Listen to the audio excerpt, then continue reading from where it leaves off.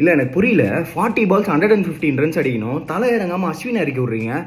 என்னடா நீங்களே ஜெயிக்க முடியாதுன்னு முடிவு பண்ணிட்டீங்களா? தலை இறங்கி இருந்தால் கொஞ்சமாச்சு பக்கத்துலேயே போயிருக்கலாமேடா. ஜெயிக்கவே முடியலனாலும் கொஞ்சமாக ட்ரை பண்ணியிருக்கலாமேடா. அதை விட்டு அஸ்வினை இறக்கி விட்றீங்க. நம்ம ஊரில் வந்து நம்மளே வந்து அடிக்கிறாங்க. நான் எம்ஐ ஃபேன் தான், பட் இருந்தாலும் என்னால் இதெல்லாம் பார்க்க முடியலடா.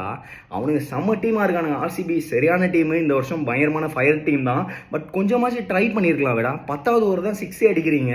ஒரு பவர் ஹிட்டிங் இல்லை, வெறும் ரச்சின் ரவீந்திரா ருத்ராஜ்லாம் ஆடலண்ணா, அவ்வளோதானா?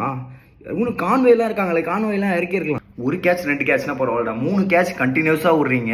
தீபக் கூடான்னு ஒருத்தர் எடுத்து வச்சிருக்கீங்க பார்த்தீங்களா? அடுத்த ஸ்கூட்டரியா அவர், அடுத்த கேதார் ஜாதவ் மாதிரி ஒருத்தர் எடுத்து வச்சு தயவுசெய்து டீமை மாற்றுங்க.